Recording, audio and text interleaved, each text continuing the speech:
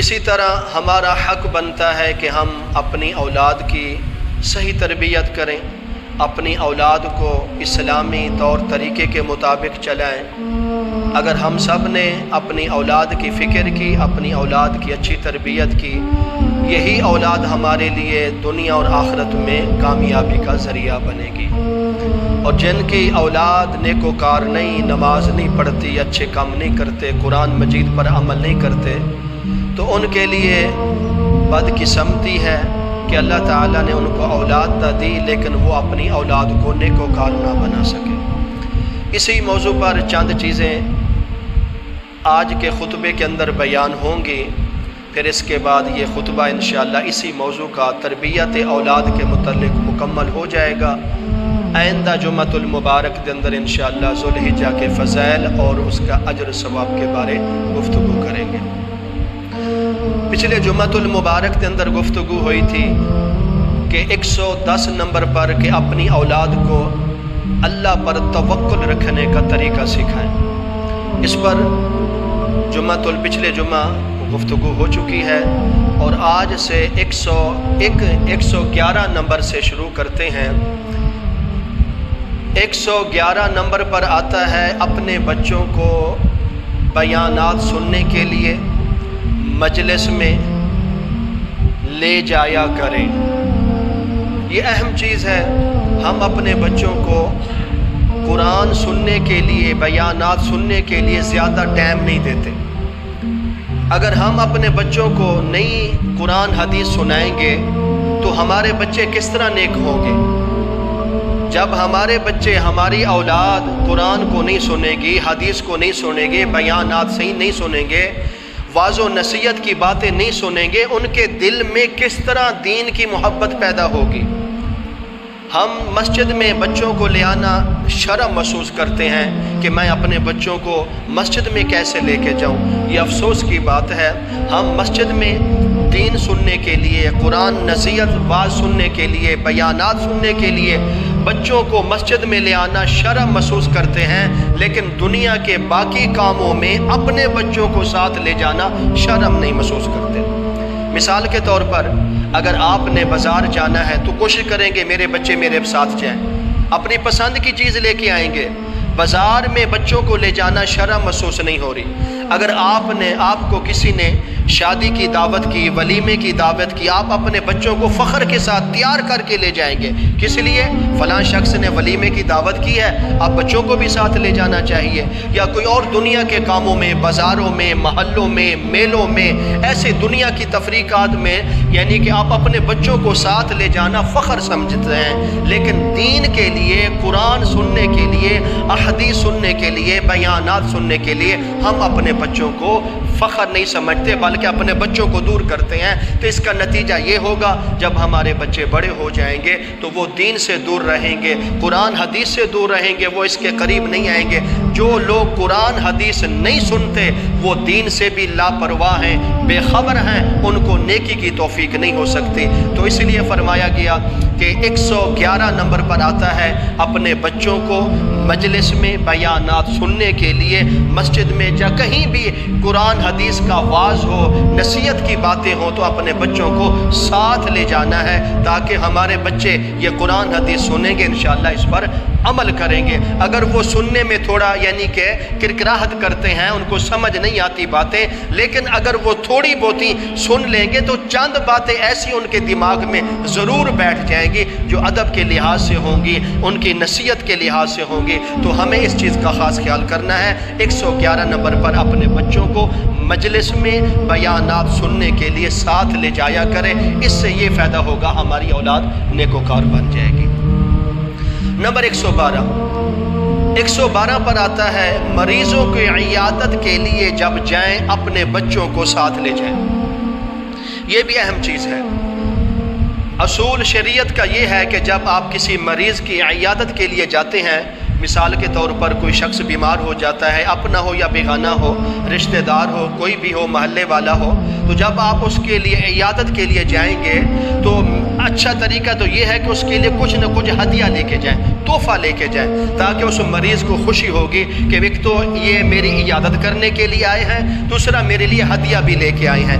تو اس سے یہ جب جائیں تو اپنی اولاد کو ساتھ لے کے جائیں، اپنے بچوں کو ساتھ لے جائیں۔ اس سے یہ فائدہ ہوگا کہ جب آپ کسی مریض کی عیادت کے لیے جائیں گے تو تمہاری اولاد کے دل میں اس چیز کی قدر پیدا ہوگی کہ مریض کی عیادت کرنا اتنا بڑا اجر و ثواب ہے کہ میرا والد گیا، مجھے بھی ساتھ لے کر گیا۔ جب تمہارے بچے بڑے ہوں گے تو انشاءاللہ وہ بھی اپنے رشتہ داروں کے، اپنوں کی، بیگانوں کی عیادت ہمیشہ کرتے رہیں گے۔ دوسری چیز یہ فائدہ ہوگا کہ جب تمہارے بچے کسی مریض کو کسی بیماری میں مبتلا دیکھیں گے تو ان کے دل میں ایک یعنی کہ اللہ کا ڈر، خوف پیدا ہوگا۔ دیکھ لیں اگر یہ بیمار ہو سکتا ہے، اگر یہ یعنی کہ لاچار ہو سکتا ہے، اگر یہ شخص پر ایسی بیماری مسلط ہو سکتی ہے تو ہم پر بھی بیماری آ سکتی ہے۔ تو اس کے دل میں اللہ کا ڈر، اللہ کا خوف پیدا ہو جائے گا۔ وہ آئندہ ایسی دنیا میں کام نہیں کرے گا جس سے اللہ اور اللہ کا محبوب ناراض ہو، بلکہ دنیا میں ایسے کام کرے گا جس سے اللہ اور اللہ کا محبوب ہمیشہ راضی رہے۔ تو اسی طرح 113 نمبر پر آتا ہے بچوں کے سامنے زیادہ کھانے کی مذمت بیان کریں۔ بچوں کے سامنے زیادہ کھانے کی مذمت کریں، کہ ان کو ترجیح دیں کہ بیٹا زیادہ کھانے میں انسان کی کامیابی نہیں ہے، زیادہ کھانے میں انسان کی عزت نہیں ہے۔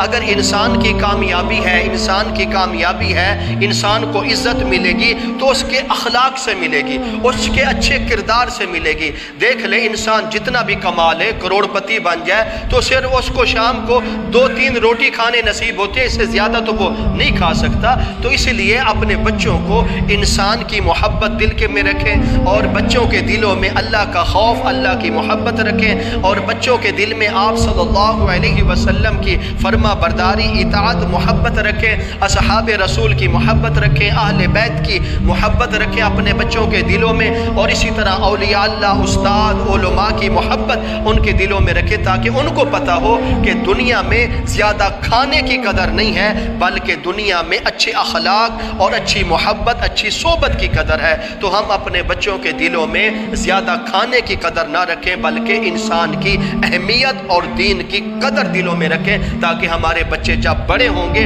تو انشاءاللہ وہ کھانوں میں زیادہ توجہ نہیں دیں گے، لیکن وہ جب ان کو تربیت ان کی ایسی ہو چکی ہوگی تو وہ جوان ہو کر، بڑے ہو کر انشاءاللہ دین سے محبت کریں گے اور انسان سے محبت کریں گے، زیادہ ان پر توجہ کریں گے۔ جو لوگ دین اور انسانوں سے، اللہ کی مخلوق سے محبت کرتے ہیں تو ایسے لوگ دنیا میں بھی کامیاب ہوتے ہیں اور آخرت میں بھی۔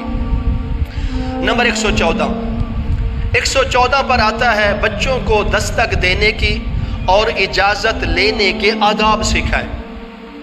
جب ہم بچوں کو کسی کے گھر میں کام کے لیے بھیجتے ہیں، یا فلاں کو بلا کے آؤ یا فلاں سے یہ بات پوچھ کے آؤ، تو ان کو پہلے سمجھائیں کہ آپ نے کسی کے گھر جا رہے ہو تو ان کے گھر میں دستک کیسے دینی ہے، ان سے اجازت کیسے لینی ہے۔ جب ہم ان کو سکھائیں گے تو انشاءاللہ بچے ہمارے آداب کے ساتھ۔ تو ہم معاشرے میں یہ دیکھتے ہیں، بچے ہوتے ہیں وہ جاتے ہیں، زور سے دروازہ کھٹکھٹاتے ہیں، اندر کوئی بچے ہوں، چھوٹے سو رہے ہیں، معصوم بچے، وہ ڈر جاتے ہیں، یا کوئی مریض ہو گھر میں، اس کو تکلیف ہوتی ہے۔ تو ہم اپنے بچوں کو آداب سکھائیں کہ ہم نے کسی کے گھر کے دروازے کی دستک کس طرح دینی ہے، اور ان سے اجازت لیں گے تو گھر میں داخل ہونا ہے، ورنہ ان کے گھر میں داخل نہیں ہو سکتے۔ بلکہ قرآن مجید نے اس چیز کے بارے میں سختی سے حکم فرمایا کہ 3 وقت ایسے ہیں جن 3 وقتوں میں آپ کسی کے گھر میں بغیر اجازت کے داخل نہیں ہو سکتے۔ ایک تو وقت صبح کا ہے، یعنی کہ صبح کی نماز سے پہلے کا جو وقت ہے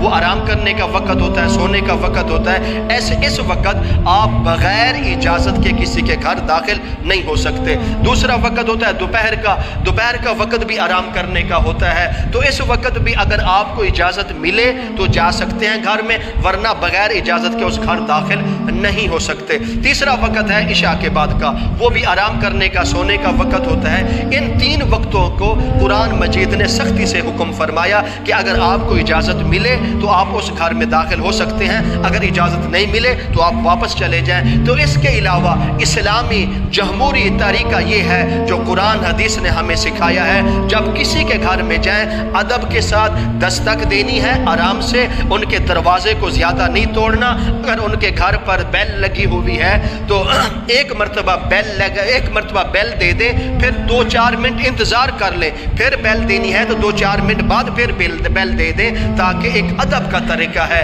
तो अगर आप ये तरीका इख्तियार करेंगे, अपने बच्चों को समझाएंगे तो इंशाअल्लाह इसका बहुत सारा फ़ायदा होगा। तो 114 नंबर पर आता है हम अपने बच्चों को दस्तक देने का तरीका और इजाज़त लेने का तरीका आदाब सिखाएं कि बेटा किसी के घर उतनी देर तक दाखिल नहीं होना जब तक वो घर वाले आपको इजाज़त ना दें। तो ये बड़ा अच्छा तरीका है, जब आप किसी के घर के दरवाजे की दस्तक दें तो शरीयत का ये तरीका है, दस्तक देने के बाद आप उस घर के दरवाजे के सामने ना खड़े हो बल्कि थोड़ा साइड पर खड़े हो जाएं, ताकि जब वो दरवाज़ा खुले तो आपके अंदर उस घर में निगाह ना जाए। तो अदब का ये तरीका है, अपने बच्चों को दरवाजे के दस्तक देने और इजाज़त लेने का तरीका सिखाएं। नंबर 115 पर आता है अपने बच्चों के सामने अल्लाह व रसूल का तज़किरा हर वक्त करते रहें। ये अहम चीज़ है।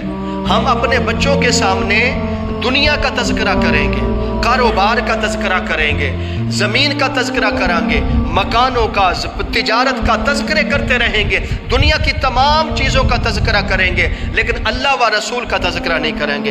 इसलिए शरीयत का ये हुक्म है हम अपने बच्चों के सामने ज़्यादातर घर में दुनिया से ज़्यादा अल्लाह का तज़किरा करें और आप सल्लल्लाहु अलैहि वसल्लम की अज़मत, मकाम और शान का तज़किरा करें, ताकि हमारे बच्चों के दिलों में ये बचपन में बात बैठ जाए कि दुनिया की ज़्यादा अहमियत नहीं है। अगर किसी चीज़ की अहमियत ज़्यादा है, अल्लाह व रसूल की ज़्यादा अहमियत है, और वही इंसान कामयाब हो जाएगा जिसके दिल में, जिसकी मोहब्बत में, जिसके अंग अंग में अल्लाह और अल्लाह के महबूब की ज़्यादा इज़्ज़त और कदर होगी। तो 115 नंबर पर मिलता है अपने बच्चों के सामने अल्लाह व रसूल का तज़किरा ज़्यादा किया जाए, ताकि बचपन में इनके दिल में अल्लाह व रसूल की मोहब्बत ज़्यादा आ जाए।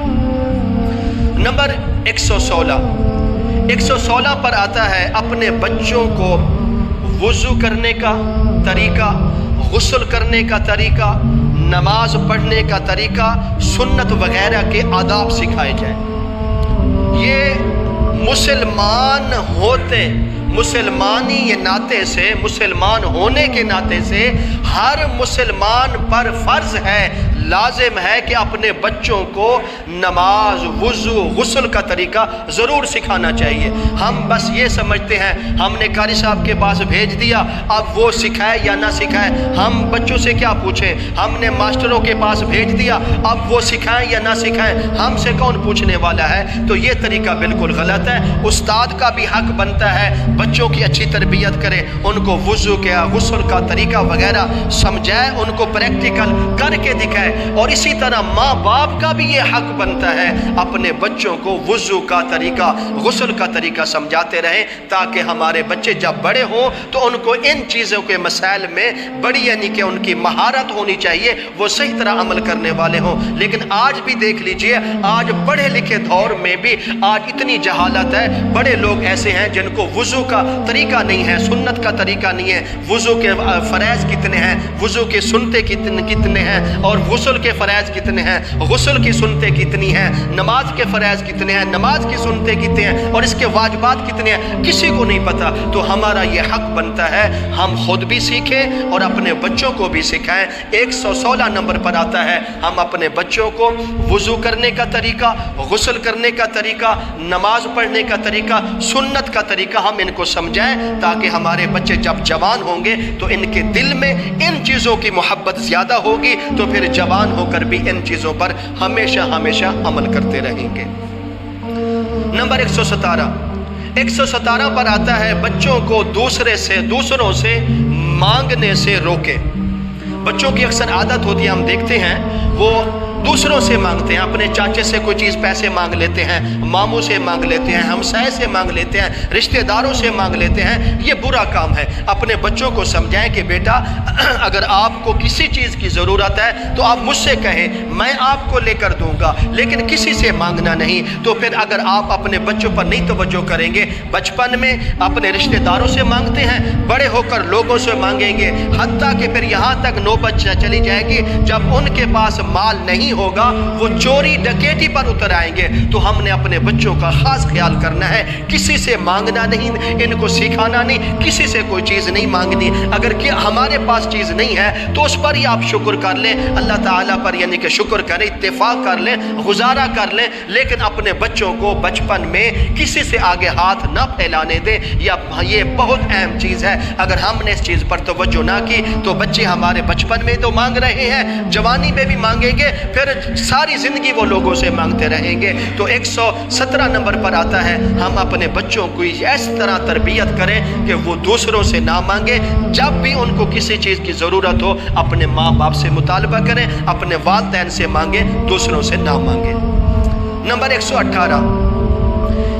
118 पर आता है, अपने बच्चों को शर्म व हया की तरगीब देते रहे। बच्चों को समझाएं कि बेटा शर्म हया रखना है, हमने अपनी आंखों में शर्म हया रखना है, हमने अपनी ज़बान में शर्म हया रखना है, हमने अपने कानों में शर्म हया रखना है, हमने अपने हाथों में शर्म हया रखना है, हमने अपने पाँव में शर्म हया रखना है। जब हम अपने बच्चों को बचपन में इनकी इस तरह तरबियत करेंगे कि अगर आप यानी कि बेहुदा बोलेंगे ज़बान से तो आप शर्म व हया की हदें तोड़ रहे हैं। अगर आप अपनी आंखों से ऐसी बुरी बेहुदा चीज़ें देखेंगे, बेहयाई की चीज़ें देखेंगे, तो हम अपने बच्चों की इस तरह तरबियत करेंगे तो हमारे बच्चे शर्म व हया की हदों को पामाल कर रहे हैं। तो हमारा ये हक बनता है, वालिदैन की जिम्मेदारी है कि सिर्फ दुनिया के बारे ना समझाया जाए बल्कि उनके दीन के मामलात में भी समझाया जाए। अपने बच्चों को तरगीब दी जाए कि शर्म व हया रखना है और अदब एहतराम करना है, छोटों का अदब करें, बड़ों का अदब करें, और हर इंसान का, चाहे हमसाए हैं, रिश्तेदार हैं, अपने हैं, बेगाने हैं, सबका अदब एहतराम करना है, शर्म व हया रखना है। शर्म व हया वाले इतने ज़बरदस्त होते हैं कि अल्लाह भी उन पर फ़ख्र करते हैं। देख लीजिए हज़रत उस्मान गनी रज़ी अल्लाह तआला अन्हु इतने शर्म व हया के पैकर हैं, तमाम सहाबा इकराम शर्म व हया के पैकर हैं। ये ना समझा जाए कि सिर्फ हज़रत उस्मान गनी शर्म व हया के पैकर, बाकी नहीं, तमाम सहाबा इकराम शर्म व हया के एक ऐसे मीनार हैं कि आज भी क़यामत तक भी जो लोग शर्म हया रखने वाले हैं ये सहाबा इकराम से चल रहा है, उनके सदक़े से हमें आज शर्म व हया मिल रहा है। उनकी तरफ बेहुदा चीज़ों की तरफ इनकी निगाहें ना उठे। अगर हम सब ने अपने बच्चों की बचपन में शर्म व हया की तरबियत कर ली तो इंशाअल्लाह वो सारी ज़िंदगी हमारे बच्चे शर्म व हया का पैकर बनकर रहेंगे। नंबर 119 पर आता है, बच्चों के सामने अल्लाह की नेमतों का तज़किरा करें। बच्चों के सामने अल्लाह की नेमतों का तज़किरा करना चाहिए, बताना चाहिए कि बेटा मुझे सेहत अल्लाह ने दी, ये मकान अल्लाह ने दी, सवारी अल्लाह ने दी, ये कारोबार अल्लाह ने दिया, ये शान शौकत अल्लाह ने दी, सब कुछ इज़्ज़त अल्लाह ने दी है। तो अल्लाह जब इंसान अपने बच्चों के सामने अल्लाह की दी हुई नेमतों का तज़किरा करेंगे तो फिर बच्चों के दिल में ये पैदा हो जाएगा कि वाकई हमें जो कुछ मिल रहा है अल्लाह हमें दे रहा है, अल्लाह अपनी रहमत से, आप सल्लल्लाहु अलैहि वसल्लम के सदक़े से, वसीले से हमें सब कुछ मिल रहा है। तो बच्चों के दिल में बचपन में अल्लाह की नेमतों की कदर पैदा हो जाएगी। तो फिर बच्चे जब जवान हो जाएंगे तो अल्लाह ताला की फर्मा बरदारी करेंगे, नाफरमानी नहीं करेंगे, क्योंकि उनको पता होगा कि दुनिया की तमाम चीज़ें अल्लाह ताला देने वाला है। अगर हम अल्लाह की नाफरमानी करेंगे हो सकता है अल्लाह ताला हमें इन नेमतों से महरूम कर दे। तो बच्चों के दिल में अल्लाह ताला की नेमतों की कदर रखनी चाहिए, उनके दिलों में अल्लाह की नेमतों की मोहब्बत डालनी चाहिए, ताकि जब वो जवान हो जाए सारी ज़िंदगी अल्लाह ताला की नेमतों का शुक्र भी करते रहें और अल्लाह के महबूब की फर्मा बरदारी भी करते रहें। नंबर 120 पर आता है, छोटी छोटी गलतियों पर बच्चों से दरगुजर करें। माँ बाप होते हैं कि अगर बच्चे घर में कोई गलती कर लेते हैं तो हम बच्चों को डांटते हैं, उन पर सख्ती करते हैं। بھئی اگر چھوٹی موٹی غلطی بچے نے کی ہے تو اس پر درگزر کریں، سمجھائیں ان کو، بیٹا یہ کام آپ نے غلط کیا ہے، اگر دوبارہ یہ کرے گا میں آپ کو سزا دوں گا، اگر یہ دوبارہ آپ نے شرارت کی میں آپ کو ڈانٹوں گا، میں آپ کو ماروں گا۔ آپ ان کی اس طرح اصلاح کریں، ان کو سمجھاتے رہیں ہر چھوٹی غلطی پر، لیکن ان پر درگزر کرتے رہیں۔ ہر چھوٹی چھوٹی غلطیوں پر بچوں کو ڈانٹنا نہیں، بچوں کو گالی نہیں دینی۔ اگر آپ ہر چھوٹی چھوٹی غلطی پر بچوں کو ڈانٹیں گے، ان کو گالی دیں گے، ان کو برا بھلا کہیں گے تو آپ کی اولاد کے دل میں آپ کی محبت ختم ہو جائے گی۔ جب آپ کی اولاد جوان ہوگی تو آپ سے محبت نہیں کرے گی، آپ کے بڑھاپے کا سہارا نہیں بنے گی۔ تو آپ کا یہ حق بنتا ہے، 120 نمبر پر آتا ہے، اپنے بچوں کی چھوٹی چھوٹی غلطیوں سے درگزر کرتے رہیں اور ان کی اصلاح کرتے رہیں، ان کو سمجھاتے رہیں، تاکہ بچوں کے دل میں اس چیز کی قدر ہو کہ ہم نے جو کام کیا یہ غلط ہے، آئندہ ہمیں اچھا کام کرنا چاہیے، ہمیں وہ کام کرنا ہے جس سے اللہ اور اللہ کا محبوب بھی راضی ہو اور ہمارے والدین بھی راضی ہو جائیں۔ تو اس کے بعد 121 نمبر پر آتا ہے، اپنے بچوں کو حلال و حرام کی تمیز سکھائیں۔ اپنے بچوں کو حلال و حرام کی تمیز سکھائیں کہ بیٹا یہ حرام کام ہے، یہ حلال کام ہے، اس سے ہم نے بچنا ہے، اس کو ہم نے کرنا ہے۔ جب ہم اپنے بچوں کو بچپن سے حلال و حرام کی تمیز سکھائیں گے تو ہمارے بچے بڑے ہو کر اس کی تمیز کریں گے۔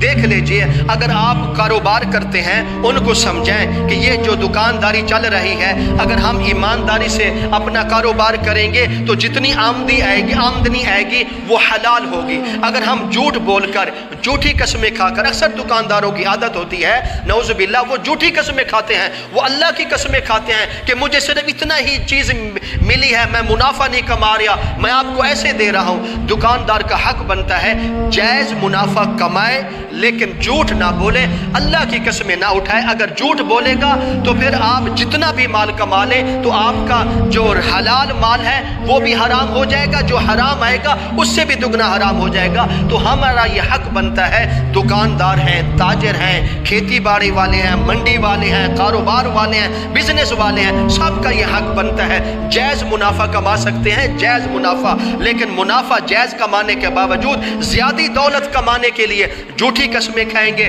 اور جھوٹ بولیں گے تو آپ کا وہ رزق حرام ہو جائے گا۔ اس سے پھر